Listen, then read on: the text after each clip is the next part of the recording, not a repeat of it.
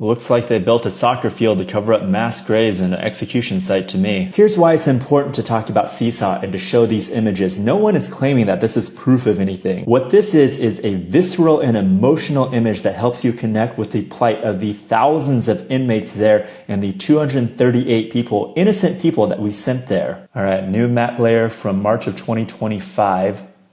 So this spot covered up by some dirt now. I think the resolution is lower too. I'm not sure. It's hard to tell. But this is the spot of concern. So this is on Google Earth. You can go up to the historical view, and it's actually kind of interesting. So, right, if you go to the historical view, it brings up this new soccer field, which doesn't show up on the normal view. And give them the benefit of the doubt. There's clouds over here, so maybe they just stitched the two images together to get rid of the clouds, right? But this is the image you get when you get to Google Maps. But this is the actual 2025 image with two soccer fields. Prisoners are housed in these big buildings, and they are never allowed to go outside. Why do they need giant soccer fields? People will say, well, maybe it's for the guards, but why can't the guards just go home and play soccer when they go home? It doesn't make sense. Why would guards be playing when they're at the prison? Once again, another really disturbing patch of red right here against a wall. This is a wall here, a concrete wall. So you could imagine they could march a bunch of people up here, shoot them against the concrete wall, and now their blood spills out here, right? And people have pointed out all this around that's red, but this is vegetation. This is brown vegetation. If you look, you can see where, this is like an earlier image from when things are green and brown. So it's not the dirt. It's not dirt. It's vegetation.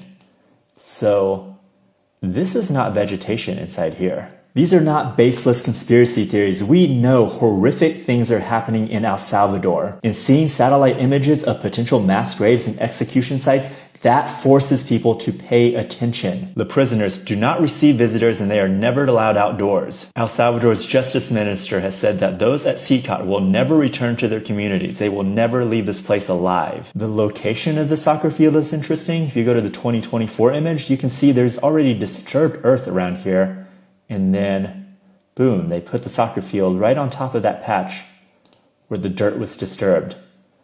Same down here, you can see a little, I don't know, what that is, but again, they decided to put the soccer field here. Just going in closer, you can see there's like rows here, right? So here's an image of a mass grave, and note, it's wide enough for the bodies to fit lengthwise, right? And then they just took a bulldozer and just plowed a row in. I'm gonna take these images and run them through Lightroom again. This is actually a cool program I found for free, Raw Therapy. So I'm going to play with the contrast. So note, I am not doing anything to the hues. So I'm not changing the colors. I'm just increasing contrast, saturation to bring out the detail that is there. So already I'm starting to see more detail here. That is clearly disturbed earth here. A little more contrast. 4 of those detained under Bukele's state of emergency in El Salvador were found dead in a mass grave. Among the dead is Henry Hovel, 45, captured on April 21st for the crime of illicit association. This was a disabled man, and that charge, illicit association, they just accused him of being a gang member. That's it. No other crimes, just illicit association. Accused him of being a gang member, just like we accused the 238 people we sent over to El Salvador of being gang members. Rafael, 53. Rosa Avila, 76. Marvin Benitez, 23. They were all arrested, died in state custody, buried in mass graves without the knowledge of their families, and it took their families months to figure out that their loved one had died and been buried in a mass grave. And we only know about these because their family members were lucky enough to have figured it out through their own investigation. Think about how many people are dead in mass graves right now that we will never hear about. When you read a number like that, it's so easy to glaze over and forget that these are human beings being sent to an inhumane place. And that's why these satellite images are important, because that visceral gut level feeling that this is deeply wrong, this is deeply disturbing, this is deeply dark, that is how we should be feeling about this prison with all the things that we know about it. But we just get these sanitized images of these prisoners all clean and lined up in a neat little row, and look at their scary tattoos, look at these terrible criminals. And these satellite images break through all of that propaganda, and it makes you pay attention to the atrocities happening at this prison. So these are very clearly disturbed earth, and it goes in trenches, right? So, you know, there's a trench, here's a trench, here's a trench, here's a trench. I can't help but make this comparison right here. So using Google's own measuring tool, this one, about 3 meters wide, you know, 9 meters. About 9 feet wide and almost 30 feet across there. And that's roughly the dimension of all these other trenches here, right? You can see them much more clearly in this image. There it is. I don't have that same measuring tool in here. Here, 2.7 meters. And again, about 10 and a half meters, 30 feet. So if you just laid bodies side by side, each of those trenches could hold probably about 10 bodies. And many more if you stacked them. And then this area, right? So that's that, again, that super deep blackish red color. Not vegetation. And maybe it's dirt, but the rest of the dirt, this dirt doesn't look that color, right? The only thing that looks red like that is the vegetation. And that ain't vegetation. But that's also not disturbed earth. So what is it? Why is there a giant patch of red next to the concrete wall, next to the trenches that could potentially be mass burial sites? And why does Trump have such a bromance with Bukele? They're just laughing it up in the White House. It's because this is what Trump wants to do to the United States. Also, that suggested that I smuggle a terrorist into the United States, right? How can I return him to the United States? Like I smuggle him into the United States, or what do I do? Of course, I'm not going to do it.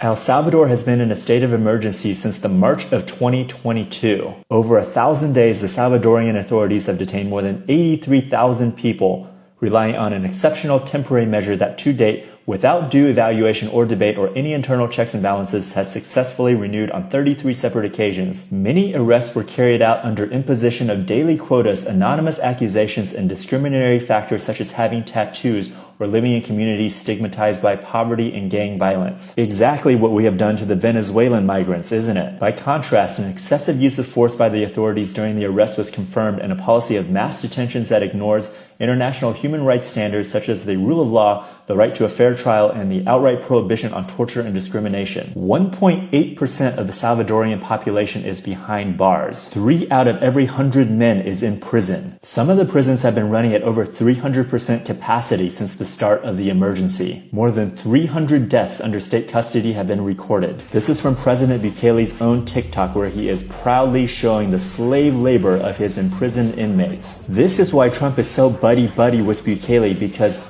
all of this is what he wants to do to America. This is a real tweet from Trump on Truth Social.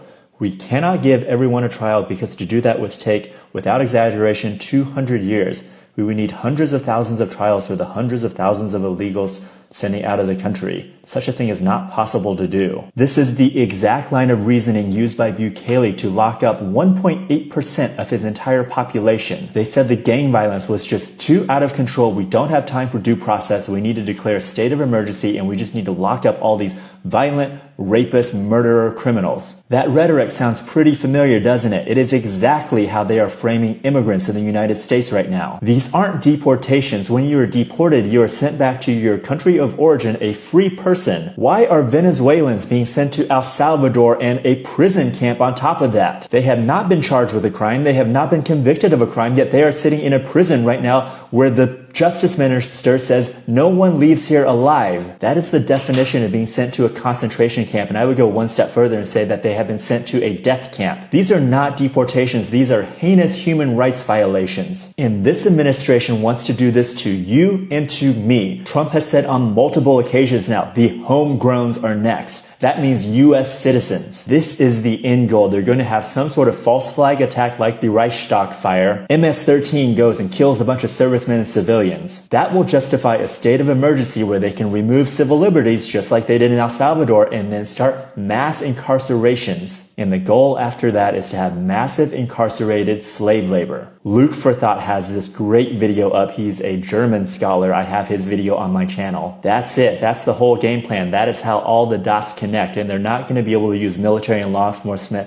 to do these massive roundups. They're going to be using their brown shirts, which is ICE, and then these G4S contractors, and then bounty hunters, which I have another video I posted yesterday talking about all of that. These contractors and bounty hunters are going to be made primarily of white supremacist militias. They're the ones that'll do the heavy lifting and the dirty work. All the dots connect and all the evidence is out there, and I'm going to keep hammering this point because I think this is the most dangerous and most important information right now.